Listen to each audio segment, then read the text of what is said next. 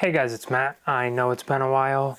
I have been super blessed, super busy with a ton of shoots. I'm driving home from one of my shoots and I'm thinking to myself, I don't see a lot of videos with video professionals who talk about their shoots individually. I need to post more on YouTube and I need my audience to keep me accountable. So yesterday we had a shoot with a realtor and I'm going to be creating a pros and cons list of what went well, what didn't go so well, and what I can do next time to improve. I facepalm myself every time I think about this. I was making sure I had all the equipment. I just got a brand new teleprompter. If you haven't seen that unboxing video, check it out. All right, I'm ready to go. This was a real estate shoot. We got the drone, we got the camera, we got the gimbal, and she wanted some videos on the teleprompter because that is now a new service that I provide, which is pretty exciting. I check my bags, I put everything in the trunk, and I head off to the shoot, and I get there, and I forgot the microphones.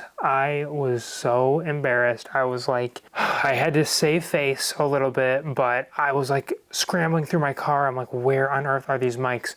I left them on the charging station. So silly. So that's obviously going in the cons list. We can't be doing that. What did I do to fix the problem? I'll show you. I took my phone and I had the agent record it normally and then record a second time with just the audio from the phone. One of the programs that I have is Adobe Premiere, and with the Adobe suite I get Adobe Podcast. Adobe Podcast does a really good job of removing the background noise and making people's voices sound a lot crisper. That's what I did to solve that issue, but next time I cannot forget the mic. I've been working with this realtor for 2 years. I've never forgotten the mics before. Not an excuse, just it was stupid. I shouldn't have done it. So that's definitely going in the cons. I won't be doing that again. So if you see behind me right here, that is my new teleprompter. I'm very excited about it. One of the things that I did well, I took way too much time to research which type of teleprompter did I want to get. Because here was my criteria. First of all, I wanted something small because I wanted to build and set it up fast. This teleprompter behind me does a fantastic job of this. It's small, it's efficient, it has its nice little box, it's great. I love it. The second requirement I had was I didn't want the teleprompter to plug in to anything. I got a super cheap tablet on Amazon, and this thing has a fantastic battery life. I just download the teleprompter app. This tablet is connected to my Google account, so all the scripts that I put in Google Doc, they automatically pop up right here, which is great. Copy and paste it in the teleprompter app, set up the teleprompter, boom, we're good to go. Super fast, super efficient. Spending the time, I know everyone's super excited about equipment. I want the new FX5, I want a new teleprompter, a new microphone, new editing software, new computers. I get it. I'm right there with you. But taking the time to sit down and think about, well, yeah, I want a teleprompter. How is this teleprompter going to improve my business? How is this tool going to improve my workflow and make me look more professional? And the answer in this case is speed. I can set this thing up super quickly. I'll already have the scripts ready to go. So that I'm putting in the pro list. Researching the equipment I get before I purchase it has been a huge net positive. Now, the negatives that come with this teleprompter, as you probably know, a lot of realtors, me, myself included, when I'm creating scripts for my client, I'm using some type of AI. I'm using Claude, I'm using Chat. I actually don't use Chat anymore. I only use Claude and Gemini right now. Realtors use ChatGPT all the time, especially when it comes to marketing and creating scripts. This was the first time that a realtor sent me their scripts through ChatGPT. No one's ever done that before, and that's totally okay. It's good that we're finding new ways to adapt with AI and use it. She texted me her chat prompt, and I clicked it on my text message. I copy all of what I see in the chat, and I paste it right to my teleprompter script. I didn't scroll up in her chat because I totally copied the wrong thing.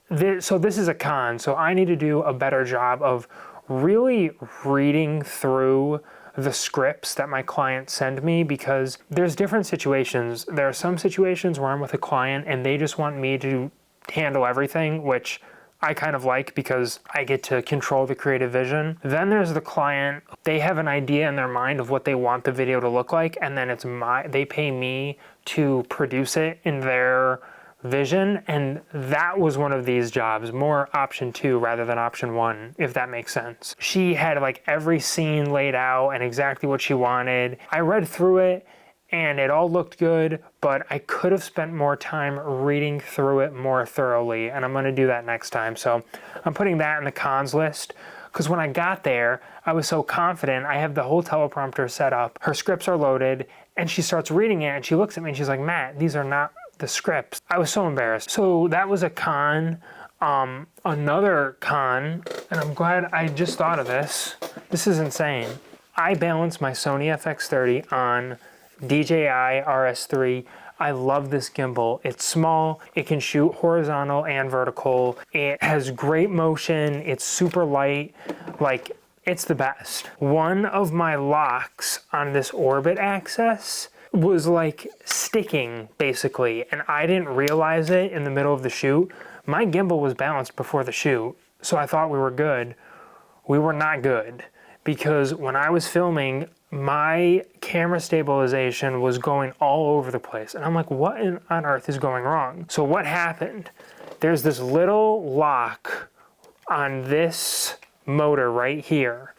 And when you flick it up, it unlocks. But I only flicked it up like, I don't know if I can do it anymore. Basically, I only flicked it up halfway, and as I was moving it, it automatically locked. So I didn't pull this switch all the way up, because I didn't. I don't know, I should have, and I didn't. And I was like, what is going on? I know I balanced my gimbal, like, I was so confused. And there wasn't enough time, and that's the thing too, like, rebalancing a gimbal takes up a lot of time, especially with like realtors. I just shot some things more handheld, and I didn't really have to get multiple shots of the home. It was more of a video that focused on the backyard, because it had this property had a huge backyard, and the drone kind of took care of the majority of the shoot, which was great. So I'll put that as a con too, because I should have been more prepared with my gimbal. Editing went great because the realtor gave me the scenes, and it's a quick like social media video. So editing went great. The only thing that I was having difficulty with editing is I have to be careful on what I promise in terms of AI videos. I use Envato Elements and I create a lot of AI videos. Not a lot. My business is kind of demanding me to create more AI videos, and I need to do a better job at prompting. So I'm gonna put that in the cons. I can edit videos a lot faster if my prompts are better, and some of the AI prompts that I'm putting into Envato Elements, the videos that they're generating, I would never send to a client, because I'm like, this looks terrible. So overall, I would rate this shoot, like, I sent the video, the client loved it. Everything ended up working out. I would honestly give this shoot like a 6 out of 10. Definitely not my best, and there's a lot of things that I have to improve on. But the good news is, the more you understand about videos and the more you understand about software that flows well with videos, when you understand how to edit and all the different programs that can be used to help enhance the audio, enhance the look of a video, even when mistakes on site happen like that,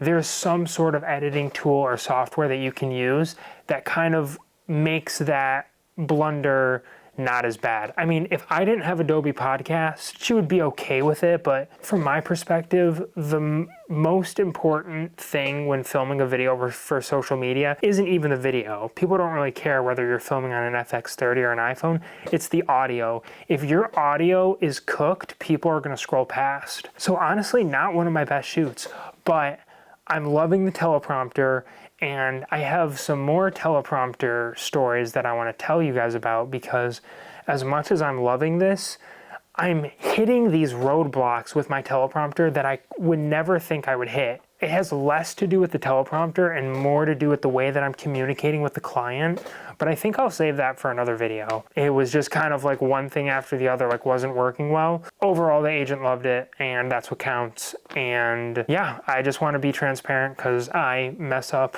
on videos.